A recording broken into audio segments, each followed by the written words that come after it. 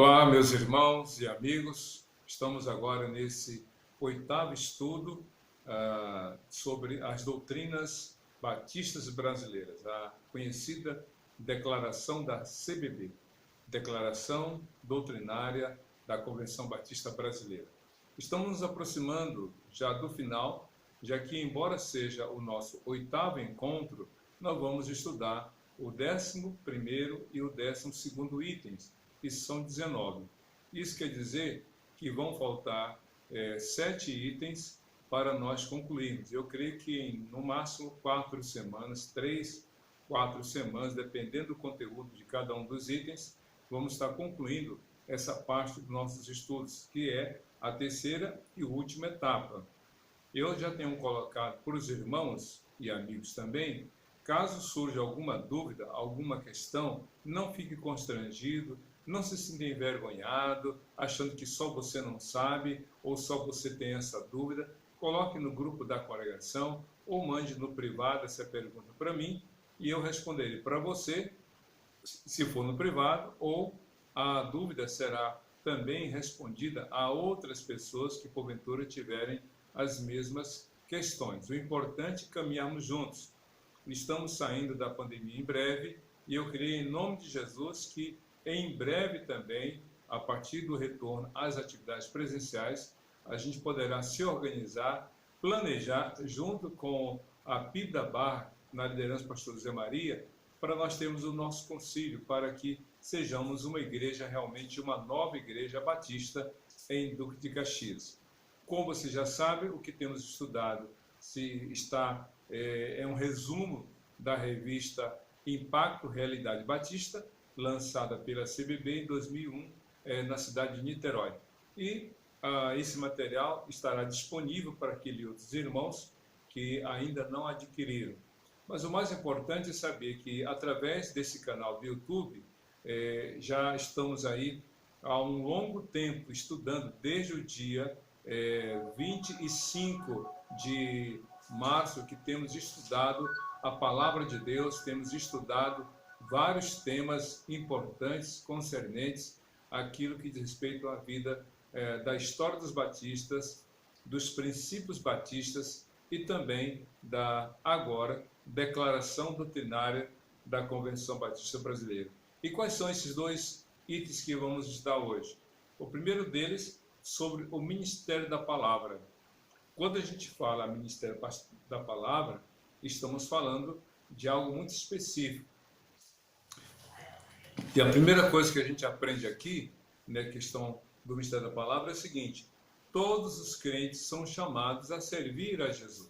Isso mesmo, todos os crentes. Quando nós estudamos sobre o Espírito Santo, tanto nos princípios quanto na doutrina, nós aprendemos que o Espírito Santo convence o homem do pecado, da justiça e do juízo, e ao mesmo tempo, na vida do crente, capacita o crente a servir ao Senhor, dando dons espirituais. Então, todos os crentes têm dons espirituais. Meus queridos, há no mínimo 21 dons arrolados no Novo Testamento, no mínimo, com 4 listas: Romanos, capítulo 12, 1 Coríntios, capítulo 12, e também na primeira parte e na segunda parte do mesmo capítulo. Temos 1 Pedro, capítulo 4. Então, existem também outras listas, como Efésios, capítulo 4, que apresentam esses dons.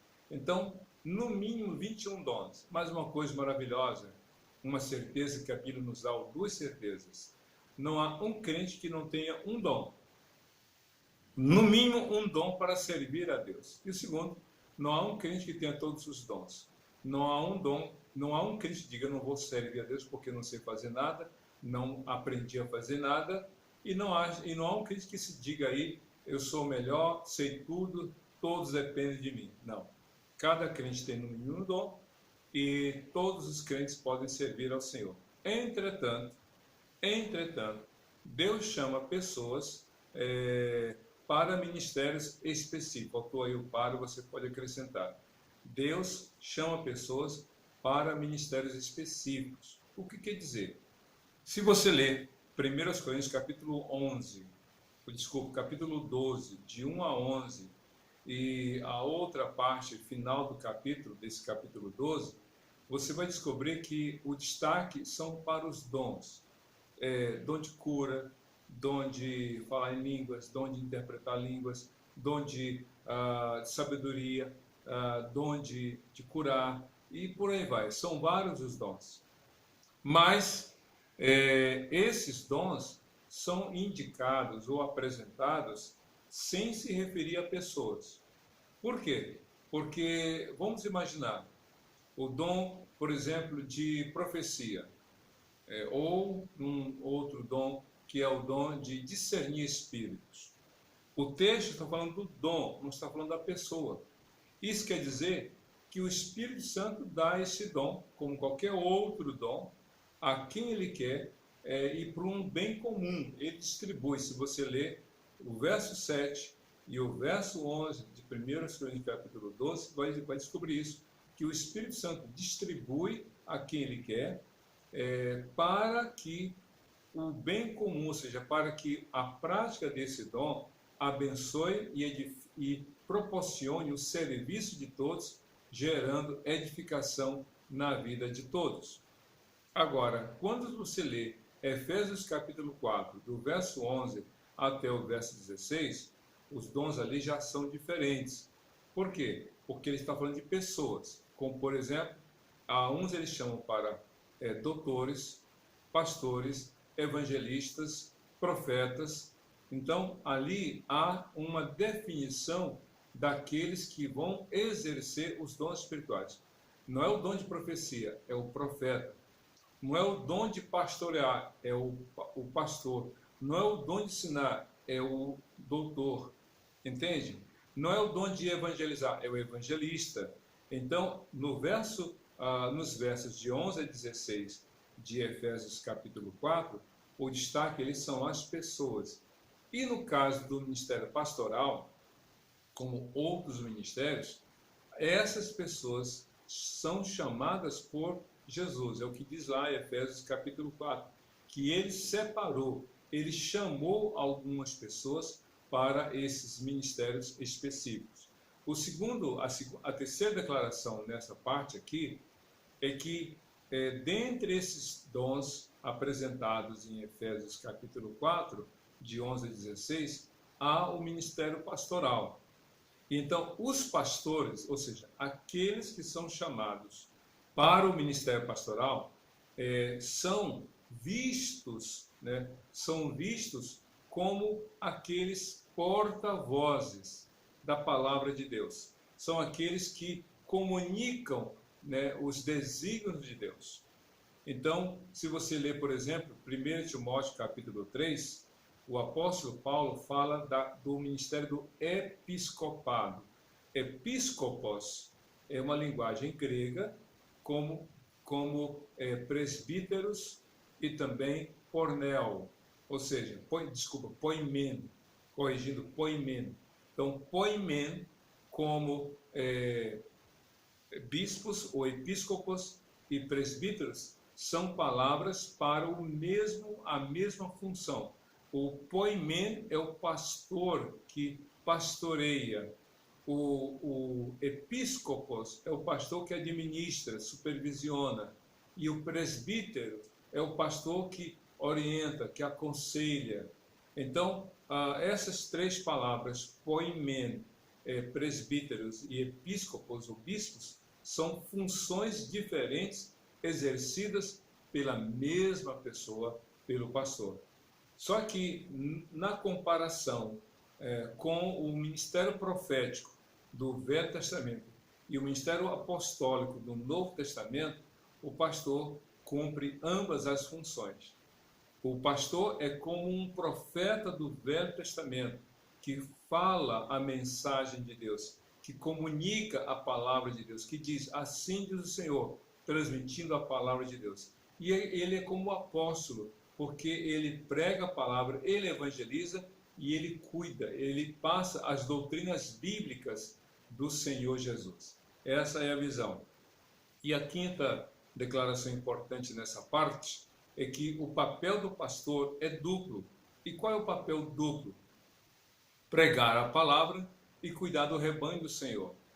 Não é uma coisa excluindo a outra, uma coisa ou a outra, é ambas. Então o pastor, ele exerce a dupla função de pregar e de cuidar.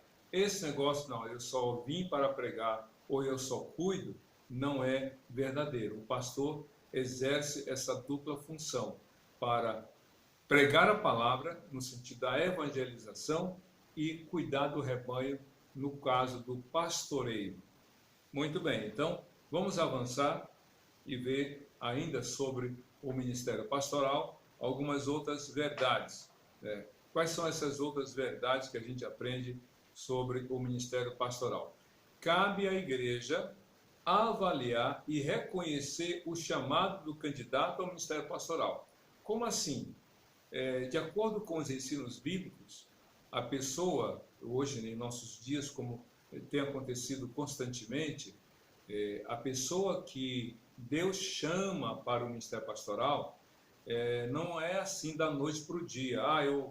Ontem eu sonhei que Deus quer que eu seja pastor e eu quero ser pastor hoje. Não é assim não, não é tão rápido e nem sem o devido cuidado. Por quê? Simplesmente porque é uma grande responsabilidade. Então, primeiro a pessoa é salva, obviamente não dá para servir ao Senhor sem pertencer a Ele. Então a pessoa é salva, a pessoa se converteu, a pessoa teve a sua vida transformada, mudou de vida, mudou a sua maneira de agir, de viver.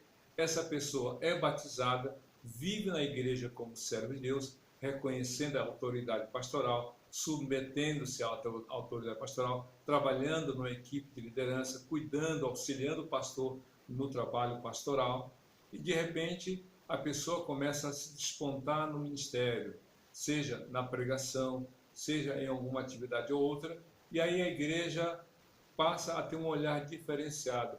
Essa pessoa está se destacando, está pregando, está isso, aquilo, outro. E aí, de repente, quando a pessoa chega e diz, olha, pastor, eu tenho sentido de Deus que eu tenho um chamado no ministério pastoral. Pastor, ótimo, que bênção. Tenho observado realmente isso, mas calma aí. Aí o pastor fala com a liderança, com os diáconos, com a igreja. Então a igreja passa a ter um olhar para essa pessoa, para avaliar realmente se de fato há um testemunho de uma vida dedicada, comprometida para o ministério pastoral. Exemplos bíblicos: Josué só foi eleito, escolhido por Deus para liderar e substituir Moisés depois de um tempo de serviço. José só se tornou líder realmente no Egito quando liderou a casa de Potifar e liderou os demais prisioneiros na prisão. Entende? Não é da noite para o dia. Timóteo só foi pastor depois de um tempo acompanhando o ministério de Paulo, e assim por diante. Ou seja, é preciso que haja um testemunho de uma vida transformada, de uma vida de serviço ao Senhor. A igreja passa a acompanhar esse candidato. A outra coisa importante, a consagração do candidato é segundo a Bíblia. Por quê? Se você ler Atos capítulo 13, Paulo se converteu indo para Damasco. Escute bem como é a questão desse preparo. Paulo se converteu indo para Damasco. Chegando em Damasco, ficou 3 dias ali, em silêncio, em jejum, foi batizado por Ananias, depois ele passou a pregar em Damasco, mas nem todos acreditaram, foi para Jerusalém, nem todos acreditaram, Barnabé o levou para Antioquia, ficou 3 anos ali, trabalhando, acompanhando, servindo a Deus, depois outro tempo ainda servindo ao Senhor, tanto em Jerusalém como em outro lugar, e finalmente, em Atos capítulo 13, ele é então chamado, escolhido. Ele e Barnabé são escolhidos para o ministério missionário, pela escolha do Espírito Santo. A Bíblia diz que enquanto a igreja orava, o Espírito Santo disse: separai-me a Paulo e ou a Barnabé e Paulo. Por quê? Porque houve um tempo de testemunho. Então, o que diz a Bíblia? A igreja se reuniu, os colocou diante do povo de Deus e impuseram as mãos sobre eles, e então eles foram consagrados ao ministério pastoral, servindo ao Senhor em obras missionárias, abrindo as igrejas, sustentando, apoiando o trabalho. Então, a igreja é responsável. Hoje, nos nossos dias, para que alguém seja consagrado ao ministério pastoral, não é diferente com alguns detalhes. A pessoa hoje, além de se converter, ser batizado, tem que dar um testemunho no meio dos cristãos, precisa ter uma capacitação. Hoje há seminários online, né, virtuais, como existem várias faculdades teológicas que dão seus cursos de teologia de forma online e tem os períodos de prova. Depois de formado, a pessoa então a igreja convida os pastores para que formem um concílio para examinar aquele candidato, saber de 3 coisas: convicção de conversão e chamada, conhecimento na área teológica e conhecimento na área de eclesiologia. Ou seja, ele precisa ter noções básicas. E uma vez aprovado naquele concílio, a liderança do concílio comunica à igreja: nós o examinamos, nós o aprovamos e declaramos que ele está apto a ser consagrado para exercer o ministério pastoral que Deus lhe reservou. Então a igreja ora e consagra, e assim que é a consagração de acordo com os princípios bíblicos. Fugindo a essas regras, é muito complicado alguém que dormiu crente, normal, digamos assim, e já acorda se declarando pastor, ou se autodenominando pastor, ou tendo uma consagração que atravessou, que passou de maneira sem princípios ou sem fundamentar-se na palavra do Senhor. A gente segue o que manda a palavra de Deus. Outra coisa, o pastor deve, isso aí é muito interessante, em tese, o pastor deve dedicar-se exclusivamente ao ministério pastoral. Esse é o ideal. Esse é o ideal. O apóstolo Paulo diz que digno é o trabalhador do seu salário, e quem vive do ministério deve, quem serve a Cristo no ministério deve viver. Isso a gente vai ver mais tarde. Mas é interessante, porque que em tese deve estar exclusivamente servindo ao Senhor no ministério pastoral. O apóstolo Paulo, por exemplo, ele era pastor, mas ele também era fazedor de tendas ou curtidor de tendas. Na verdade, ele tinha uma profissão muito rentável naquela época, que eram aqueles que faziam tendas, e o exército romano, como outros exércitos, pessoas interessadas, compravam suas tendas para acampamento, etc, etc. Pois bem, Paulo, por opção, bancou o seu ministério pastoral, não permitindo que as igrejas dessem-lhe auxílio. Quando mais, ele recebia auxílio de outras igrejas para não ser pesado naquela igreja que estava ali no seu processo inicial. Mas ele recomendou diversas vezes, principalmente na primeira carta a Timóteo, como também em outras cartas pastorais, ele instrui a igreja a dar o salário digno, como Hebreus capítulo 13, que fala do cuidado da igreja receber ou dar o sustento para os seus pastores. Então, dentro do possível, a igreja deve proporcionar condições para que o pastor se dedique realmente ao ministério pastoral. Hoje, devido às condições financeiras em que o mundo se encontra, o pastor, além do ministério pastoral, tem outras atividades que se tornam formas de ter um ganho melhor para sustento seu e de sua família. Por isso que há pastores que se dedicam ao ministério pastoral, mas trabalham, são profissionais liberais, são advogados, são professores, atuam em outros, têm sua própria empresa, e desde que isso não entre em conflito, né, com o ministério pastoral. É óbvio, tem que ser algo que se torne, digamos, uma extensão da obra que Deus lhe chamou. Outra coisa, o pregador deve realmente servir, ser sustentado, só recapitulando. Mas número 10, que aqui eu quero pontuar, cabe à igreja o dever de cuidar e de sustentar de modo adequado e digno os seus pastores. Por quê? Não adianta a igreja ter muita expectativa do ministério pastoral em termos de trabalho e resultados, se não lhe dá as condições. Então a igreja tem que ser sensível. Dizem, né, isso a partir do princípio bíblico. O ministério diaconal, que é um ministério auxiliar, deve cuidar de 3 mesas: a mesa do Senhor, a mesa do pastor e a mesa dos órfãos e das viúvas, falando da assistência. Os diáconos auxiliam o ministério pastoral na questão do culto da ceia do Senhor, mas os diáconos também são aqueles que zelam pela condição física, emocional do pastor e de sua família. E também os diáconos cuidam dos mais necessitados, como órfãos e viúvas. Esse é o conceito bíblico. Por isso que a igreja deve trabalhar para que o pastor tenha as suas devidas condições. E por fim, vamos aqui ver o último assunto, né? O ministério, deixa eu passar aqui, para a gente descobrir sobre mordomia. O que a gente pode aprender sobre mordomia? O que é mordomia? Mordomia é a doutrina bíblica que reconhece Deus como o Criador, Senhor e dono de tudo. A mordomia cristã é um conceito doutrinário.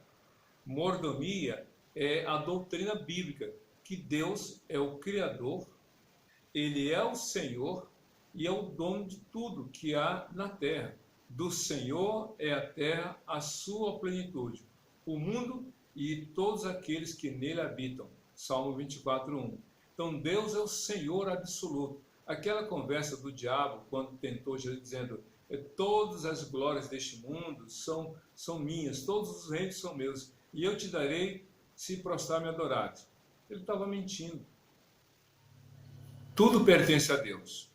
Ele pode se achar no direito que, claro, se o dono de uma empresa serve ao diabo, naturalmente que tudo que essa empresa tem, seus lucros, seus empregados, estão de alguma forma afetados por essa dedicação ao maligno. Assim vale para a liderança municipal, estadual, federal, para pessoas que têm alguma função, ou mesmo que não tenha nada, a vida dela. Ela pode dizer: servir, eu estou servindo ao maligno. É a escolha dessa pessoa. Então o diabo não tem, ele não é senhor da terra. Quem é o senhor da terra é o próprio Deus. Do Senhor é a terra e a sua plenitude, o mundo e os que nele habitam. Você pertence a Deus.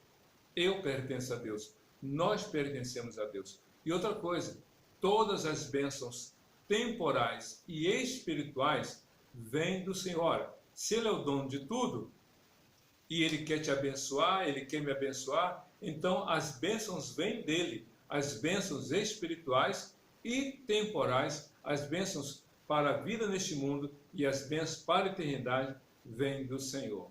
A Bíblia diz em Efésios 1, versículo 3, que Deus, em Cristo Jesus, nos tem abençoado com toda a sorte de bênçãos espirituais nas regiões celestiais. Então, Cristo é aquele por meio de quem Deus nos dá todas as bênçãos. Outra coisa, logo, todos os crentes dependemos de Deus. Se nós somos abençoados por aquele que é dono de tudo, então nós dependemos dele. O problema é que nem todos reconhecem, mas o cristão é aquele que reconhece e se submete ao Senhor, que é o Senhor de todas as bênçãos. Terceiro, o crente pertence a Deus por 2 modos: por direito de criação. Todas as criaturas, todos os seres humanos, dos menores aos maiores, dos recém-nascidos aos anciãos, todos realmente são criaturas de Deus. Mas quando uma pessoa se converte, ela se torna propriedade de Deus por direito de adoção. Por criação é a vida biológica e por adoção é a vida nova em Cristo. Por quê? Jesus é o Filho de Deus. E quem crê em Jesus se torna filho adotivo de Deus. Romanos capítulo 8 fala sobre isso, que Deus nos deu um espírito de adoção. Somos adotados em Cristo Jesus, adotados por Deus. Logo, pertencemos a Ele.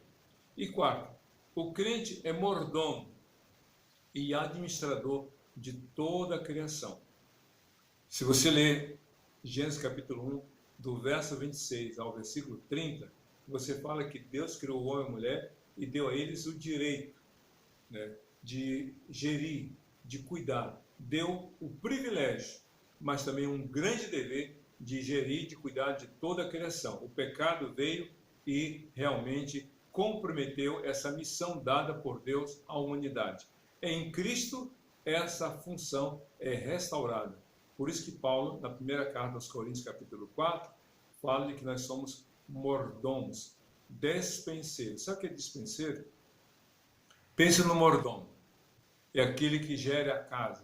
Ele é o administrador da casa. O mordomo é a figura masculina do gestor da casa. A governanta é a função para o gênero feminino, é aquela que cuida da casa. A casa não é dela, nem os bens da casa pertencem a ela, mas ela recebeu a missão e o dever de cuidar e de administrar. E nós, como cristãos, somos mordomos e administradores daquilo que está no mundo, daquilo que está em nossa casa e da nossa própria vida. Somos apenas mordomos e administradores. Tudo pertence a Deus. E por fim, o último item que a gente vai ver ainda sobre mordomia. Cabe ao crente viver e testemunhar ao mundo o Evangelho de Jesus. Ora, se o crente já foi salvo por Jesus, é ricamente abençoado, então ele tem duas responsabilidades. Viver, vocês são sal da terra e luz do mundo, viver este Evangelho e testemunhar, como diz lá, sobre sal da terra e luz do mundo, Mateus capítulo 5, de 13 a 16. E sobre testemunhar, Marcos 16, 15. Vão por todo mundo e prega o Evangelho a toda a criatura. Atos capítulo 8, versículo 4. Todos os crentes que estavam em Jerusalém fugiram por causa da grande perseguição. E Atos 8, versículo 4 diz que por onde eles passavam, pregavam o Evangelho, cumprindo o ID de Jesus. Enquanto vão, prega o Evangelho. 6. O plano de Deus é que os cristãos sustentem a sua obra por meio dos dízimos e ofertas. Falando sobre igreja, a gente já tocou nesse assunto, mas eu vou repetir, de acordo com aqui o que está na revista. Deus enviou Jesus. Jesus é o Senhor da igreja. Mas o Senhor estabeleceu para a igreja a missão dela sustentar a obra. Deus espera que a igreja sustente a obra que ela tem que realizar neste mundo. Mas como? Através dos dízimos e das ofertas. Como já expliquei antes, dízimo não tem o que perguntar quanto ao valor.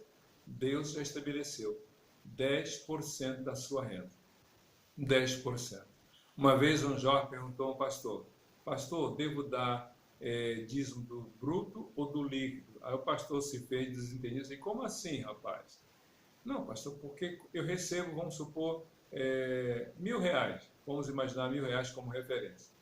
Aí eu pago a minha conta de luz, eu pago a minha conta de água, pago minha faculdade, né? E aí sobra um pouco. Do que sobra eu tiro o dízimo. E então, pastor, devo tirar o dízimo do bruto ou do líquido? Aí o pastor fez a pergunta, você quer ser abençoado com base no bruto ou com base no líquido? Aí o jovem coçou a cabeça e disse, entendi. Ou seja, você sabe, de acordo com Provérbios capítulo 3, versos 9 e 10, honra o Senhor com todos os teus bens e com as primícias de toda a tua renda. Então você não tem que fazer escolha. A palavra está clara. A questão é de consciência. Não só de consciência, de saber o que é certo, mas também de obediência, fazer o que é certo. Tem uma frase do pastor Peter Marshall. Pastor Peter Marshall foi pastor da primeira igreja presbiteriana em Washington, capital americana. E ele era pastor do interior e foi pregar, foi escolhido para ser o pastor daquela grande igreja na capital americana. E ele escreveu, e tem um filme para Todo Sempre, o nome do filme, que conta a história dele, uma breve biografia de Peter Marshall. E tem uma frase dele que é a seguinte: honra ao Senhor de acordo com as tuas rendas, para que Deus não transforme as tuas rendas de acordo, ou melhor, oferte ao Senhor, contribua, é a frase correta, contribua ao Senhor de acordo com as tuas rendas, com a tua renda, para que Deus não transforme a tua renda de acordo com a tua contribuição. Entendeu? Você tem que ser fiel a Deus. E então, dízimo já está certo, o valor. Quantas vezes por ano eu tenho que dar? Cada vez que você receber. Se você recebe um salário por mês, então é uma vez por mês que você contribui.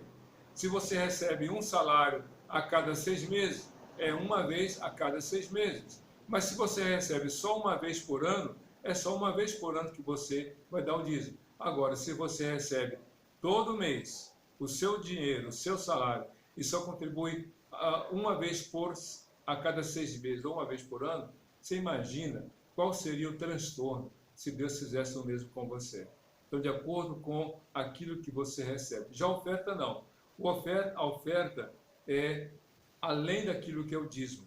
Tem gente que só se restringe ao dízimo. Não, já dei meu dízimo, então já estou quites com Deus. Não. Aprenda a ser generoso. Romanos capítulo 12 fala da generosidade ou da liberalidade. É aquela pessoa que contribui. Né? Eu sou dizimista, mas eu quero ofertar. Eu quero ir além daquilo que está posto. Eu quero fazer mais para o Senhor. E há pessoas que são liberais. O dízimo é de acordo com a renda. A contribuição de acordo com o coração. Como assim?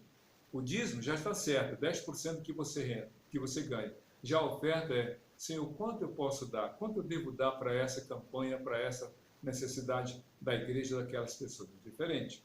E por fim, os crentes devem sistematicamente entregar os dízimos na igreja. O dízimo tem que ser entregue na igreja da qual você faz parte, contribuindo para a obra do Senhor. E assim encerramos esse 8º estudo, para que Deus abençoe a sua vida. Estude mais, leia a palavra do Senhor. Vamos orar? Deus, muito obrigado por esse dia, que Tu renovas a nossa fé e nos dê a cada dia alegria da salvação na Tua presença. É isso que nós pedimos e Te agradecemos, em nome de Jesus. Amém e amém. Que Deus abençoe você e a toda a sua família, hoje e para sempre. Amém.